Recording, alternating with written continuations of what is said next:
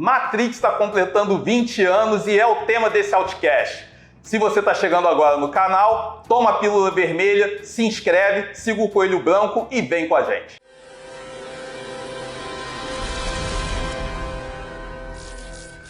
Começando mais um Outcast, eu sou César Monteiro. Eu sou Alexandre Gilberti. Poxa, 20 anos de Matrix parece que foi ontem, né? Pois é. Você consegue lembrar onde é que quando você viu Matrix a primeira vez?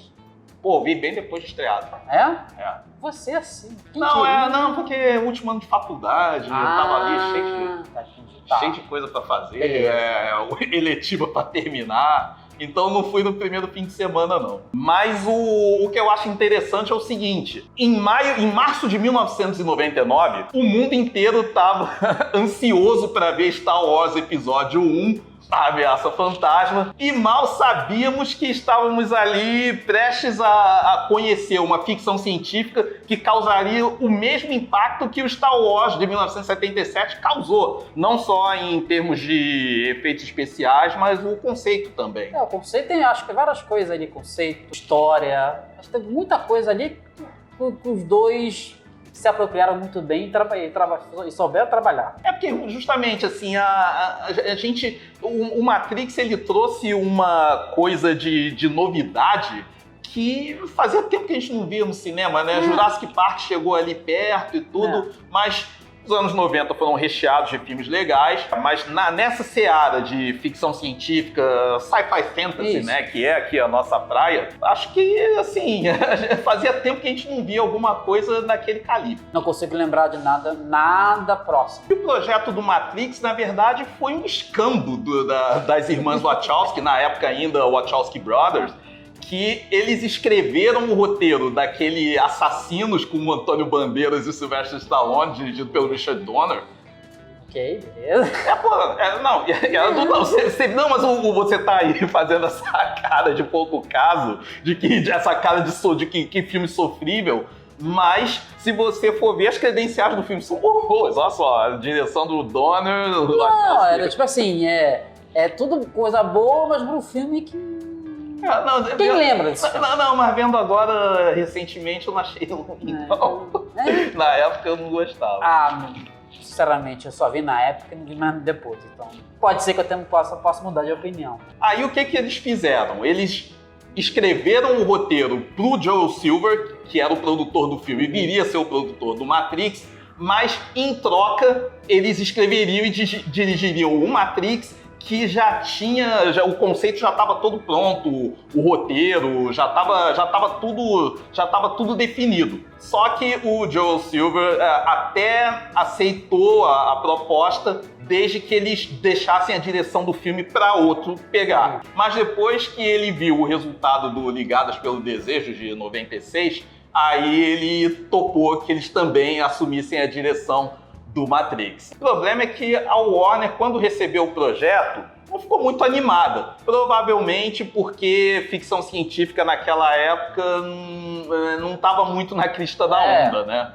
Então, para convencer o estúdio, eles contrataram 2 quadrinistas para colocar o script todo em storyboard, como se fosse uma história em quadrinhos mesmo. E aí ganhou o estúdio. É interessante lembrar que Matrix veio numa leva de filmes que traziam um mote bem semelhante, embora que eu creio que um não fosse influência do outro, porque eles saíram praticamente ao mesmo tempo, um atrás do outro. Mas o mote era bem semelhante ao Cidade das Sombras, ao Existence, o 13º Andar, só que o que fez o Matrix ser diferente era justamente a argamassa. Ele trabalhava com conceitos filosóficos como a alegoria da caverna de Platão, a coisa da Matrix ser um simulacro da realidade, remete àquilo. Você pode pegar a teoria kierkegaardiana ali também.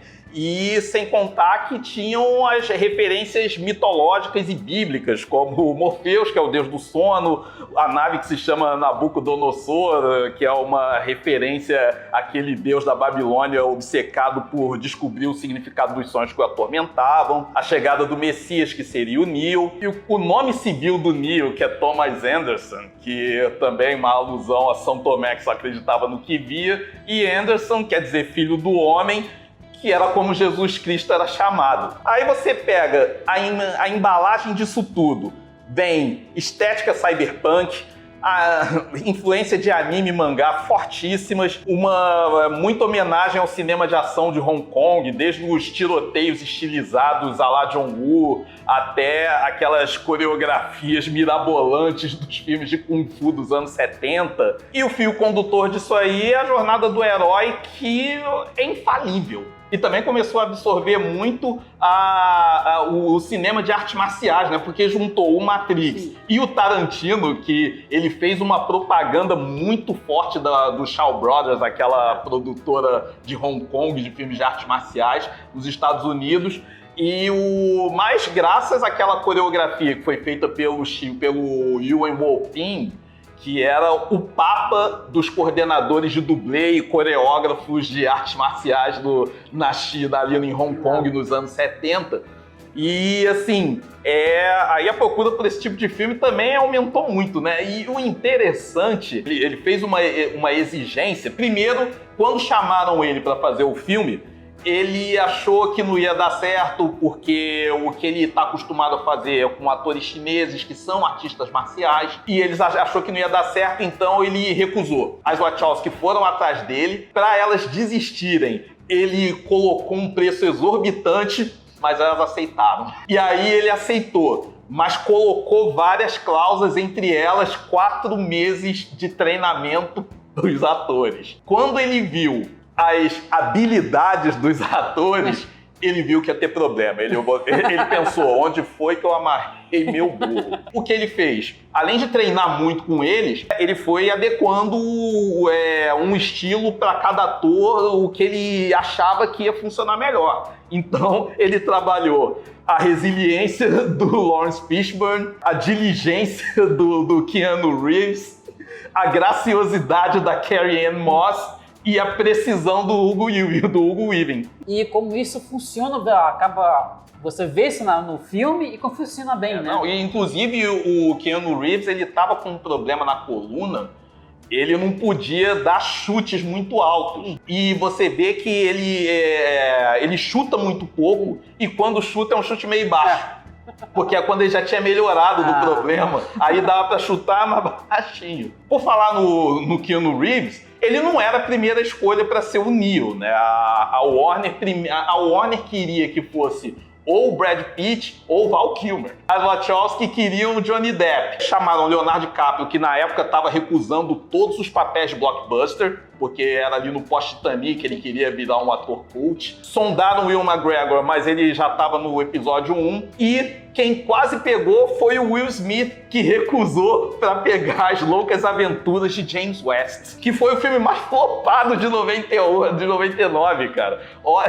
Olha como é que é. Não, e também tem... Não, ele se arrepende até hoje, ele diz. Claro. Não, e tem também a do Agente Smith, que não era pra ser o Hugo Weaving. Era pra ser o Jean Reno, que foi fazer... Deu pra fazer Godzilla. Boa, gente, vocês estão de parabéns, hein? Quase que a Janet Jackson pega o papel de Trinity. Mas ela recusou porque tinha problema com a agenda e tudo. A Carrie-Anne Moss ainda, mas de repente, eu não sei, assim. E o engraçado é que ela fazia uma série de TV em 1993 que se chamava Matrix. Da mesma forma que o Keanu Reeves fez em 1995 um filme chamado Johnny Mnemonic, que ele usava um terno preto, parecido o Neo mesmo, e o mote era justamente a humanidade sendo interligada por uma grande rede de computadores. Provavelmente depois dessas recusas todas, elas devem ter lembrado do filme e falar, chama esse menino. Mas sabe qual era o pé atrás delas? Era que esse cara que fez o Bill e Ted. A gente faz tal coisa, a gente faz filmes pra ganhar dinheiro nisso de carreiras. A gente tem que lembrar dessas coisas, né? E não se pode falar de Matrix sem citar o Bullet Time. Verdade. Uma coisa que foi criada no filme, basicamente criada no filme, né? Olha, na verdade, isso já era usado em propagandas. Tem a propaganda da Smirnoff, que usava isso em 1996. Tem o videoclipe do Van Halen de 1998, o Without You, que já também usava o recurso, mas Mas em ninguém cinema, usou. Não, mas em cinema, e tão bem usado como foi o caso do Matrix, ninguém. Até porque eles criaram um software só pra fazer esse efeito. E além do bullet time, tinha uns efeitos sonoros também impressionantes. Não à toa o Matrix levou efeitos sonoros, levou som, que também o som do filme era incrível. E efeitos especiais que acho que não tinha pra ninguém, né? Não, é difícil. Ali, tudo que foi criado ali é de quase uma perfeição incrível, né? O que eles acertaram no primeiro filme, eles conseguiram errar nos outros dois, né? Porque parece que, apesar do orçamento ter quase que triplicado, né? Porque o primeiro filme custou 60 milhões de dólares. E os outros, cada um custou 125 milhões. Mas acho que é aquele velho problema, tipo assim... Mas parece que... Mas é aquele velho problema, quando você tem pouco dinheiro, você parece que consegue fazer um negócio... Não, você tem mais criatividade, parece. A criatividade é maior, as coisas funcionam... Aí quando você tem muito dinheiro, você começa a fazer de qualquer maneira. Ficou artificial demais. O primeiro filme era tudo basicamente efeito prático. Tudo prático. Tinha digital, mas tinha muito efeito prático. Por exemplo, aquela parte que o Morpheus está andando com o Neo na rua, falando sobre a Matrix, aí vão passando várias pessoas, todas iguais. Tudo bem, eles replicaram por computação gráfica muita coisa, mas eles usaram vários gêmeos e trigêmeos naquela sequência. Ou seja, efeito prático mesmo. E o próprio bullet time, se você for ver, a coisa foi meio que feito na mão, né? Porque eram várias câmeras tirando foto ali em 360 graus, junta tudo, deu aquele efeito. Pois é, não é muito caro.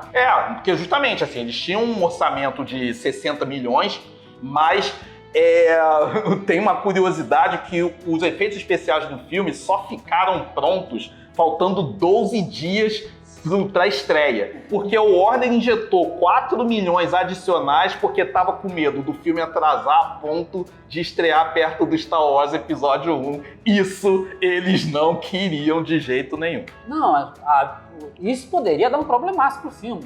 O filme podia ficar meio esquecido. Apesar da qualidade do Episódio 1, que todo mundo sabe aqui, mas ele ficaria relegado. Talvez fosse um filme que talvez as pessoas só fossem descobrir no VHS. Em vez de ser um filme de sucesso no cinema, talvez fosse um filme de sucesso na locadora. Se você for ver, a repercussão do filme foi até maior do que a bilheteria em si, porque o filme fez um grande sucesso de bilheteria, que ele... Foi filme de boca a boca. Foi um filme mais de boca a boca mesmo, porque ele não foi precedido de uma campanha de marketing violenta. Se você lembrar, as pessoas mal sabiam como era a história do filme. O trailer não dizia nada. E também as pessoas não se importavam muito em ver o trailer, até porque naquela época não chegava como agora, né? Era uma época que a internet estava começando, muito incipiente aqui no Brasil ainda, tanto, tipo assim, informação que se via daqui de cinema, ou era em jornal, era mais na revista 7. Então, as informações eram realmente para um nicho mesmo. Então, tipo assim, pouca gente estava sabendo sobre o que era o filme, sobre o que se falava. Então, foi um filme de boca a boca, realmente. Porque tanto que a bilheteria dele foi uma boa bilheteria pro estúdio, foi ótima, 170 milhões, mas se você for pegar, o Sexto Sentido fez 293 milhões, isso eu tô falando de mercado doméstico, porque na época o internacional não contava tanto como hoje. E o episódio 1 fez 480 milhões. E foi um filme difícil de fazer, né? Principalmente a preparação do elenco, porque além de treinar Kung Fu, eles tiveram que ler filosofia. As Wachowski não deixaram que eles lessem o roteiro inteiro enquanto eles não tivessem lido bastante psicologia e filosofia, porque isso daria base para eles entenderem o conceito da Matrix melhor.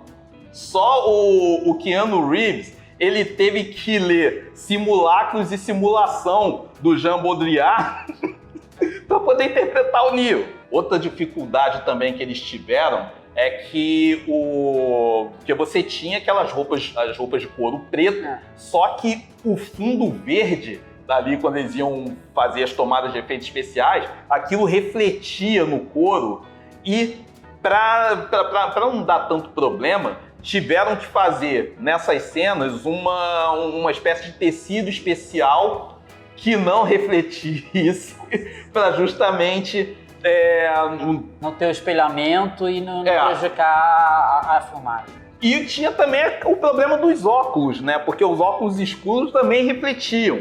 Então, qual foi a saída encontrada pelo diretor de fotografia, o Bill Pope?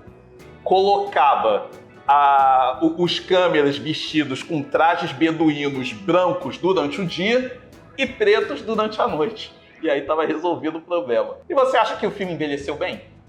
O filme tá bem, acho que tá bem direitinho, ele tá com um frescor muito bom. Eu acho que envelheceu mal foram os 2 filmes consecutivos.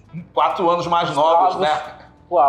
Aquele problema, filme com muito efeito digital, ele carrega muito na tinta. Aí pra envelhecer é fácil. Envelhece muito rápido. O Matrix Reloaded e o Matrix Revolution, eu acho que a intenção até foi boa em expandir o universo, aprofundar em algumas questões que foram só pinceladas no primeiro filme, mas eu acho que eles acabaram caindo na armadilha do excesso de ambição. Eles quiseram abraçar o mundo com as pernas ali, eles quiseram... Era muita ideia para pouco tempo de filme. Eu acho que tem vários problemas. Acho que, primeiramente, o Matrix, o primeiro filme, como ele é de jornada de herói, ele termina como jornada de herói. Então ele tem um fim para ele. Então, tipo assim, um final em aberto, mas que não precisa de continuação. Então, tipo assim, não tinha pra onde ir. Tava parado. Você falou, o cara ficou super poderoso, vai derrotar todo mundo. Acabou, beleza, não preciso. Daí a gente imagina. Gente, imaginação é tão bom. Pois é, né? Eu diria que do segundo filme, uma cena que eu acho marcante é aquela da autoestrada, que eu acho que pra todo mundo aquilo realmente é impressionante. Eu acho que era a cena do filme. E do terceiro eu vou ser bem sincero. Embora eu até ache ele um filme um pouco melhor do que o segundo, mas aquele duelo final... Não, eu acho que o problema do terceiro é que a impressão que me dá é que ele desconstrói todas as ideias do primeiro. Ele pega o conceito do primeiro, agora esquece tudo, agora assim. Aí acho que fica meio esquisitão. Pelo seguinte, o que era misterioso acabou virando óbvio. E aí perde a graça, perde a graça. Aí não funciona. Acho que por isso... Tanto acho que, por exemplo, as únicas coisas pra mim boas de Matrix fora o primeiro filme são os Animatrix. E também chamaram só os papas da animação e dos animes pra fazer aquilo. Sim, né? Aí ajuda também, né?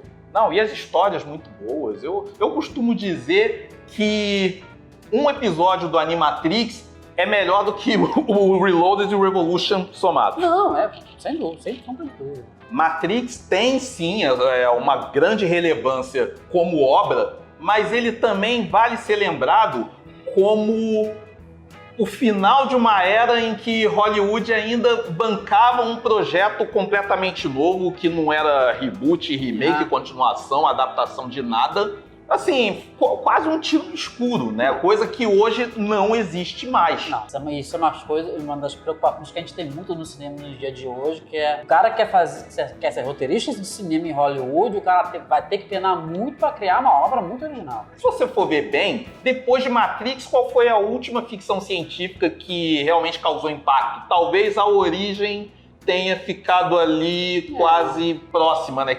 Mas ainda assim, não foi na mesma dimensão.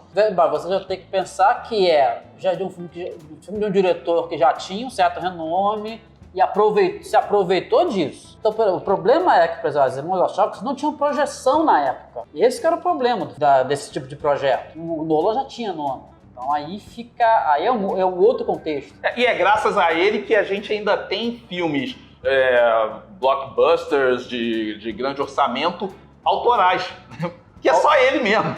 Autorais e muitas vezes que é feito prático. E as irmãs Wachowski que fizeram as Matrix e depois fizeram o Speed Racer, eu gosto. Não, eles escreveram V de Vingança, que dividiu um pouco opiniões dos fãs, mas eu até gosto. Os fãs do quadrinho original, eu até gosto. Tem aquela discussão porque filme qualquer coisa que é do Alan Moore gera polêmica. Agora, tem umas bombas também, né? Destino de Júpiter, Destino de Júpiter. Nossa, e aquele A Viagem, que é uma viagem que eles dirigiram com o Tom Tykwer, né? Eu tinha esquecido. Foi uma parceria com o Tom Tykwer. Olha, até hoje eu não sei o que eu acho daquele filme. Mas eu acho que a única coisa que as Wachowski fizeram posterior à Matrix que tiveram uma repercussão quase tão grande quanto foi mesmo o Sense8, a série Sense8. E mesmo assim, a última temporada, o último episódio, muita gente não curtiu muito, né? Mas também já foi uma série que foi pra última temporada já sabendo que ia terminar, que ia ser cancelada. Foi cheia de problemas. A Sense8 Ela teve muito problema. A primeira eu acho muito boa, a segunda ela tem seus probleminhas, e a terceira você perde de vez. E cabe mais um? Por favor, deixa a Matrix em paz. Por favor, a única coisa que eu peço, efeito prático no filme. Nada de efeito digital. Para com essa palhaçada, pelo amor de Deus. Até porque tá na moda agora, né? Então é bem provável que eles sigam esse caminho. Mas eu acho que se eles expandirem o universo fazendo algo na linha do Animatrix, pode sair coisa boa. Mas continuar o que já acabou, pelo amor de Deus, não faço isso. Faz. Por hora, eu prefiro ficar com o filme original. E até que eu dou uma olhadinha no 2 lá no Revolution, a título de Guilty Pleasure mesmo. Não, porque... tipo assim, você vê o 1 com toda a sua paciência para ter sua degustação, para você poder discutir, filosofar e tudo mais. E os outros dois você vê sendo tipo assim, deixa o filme passando, você tá fazendo outra coisa, tá bom, tá beleza, assim funciona. E você, o que acha da franquia Matrix? Você acha que a franquia deve ter mais filmes? Coloca aqui nos comentários, deixa aquele like para dar aquela fortalecida no canal, segue a gente nas redes sociais. Tem mais alguma coisa para acrescentar aí? Cara, se você por acaso gosta dos filmes 2 e 3, escreve aqui, porque vê se vocês conseguem convencer a gente, porque tá difícil. Muito obrigado pela audiência e até o próximo. Até a próxima, gente. Tchau, tchau.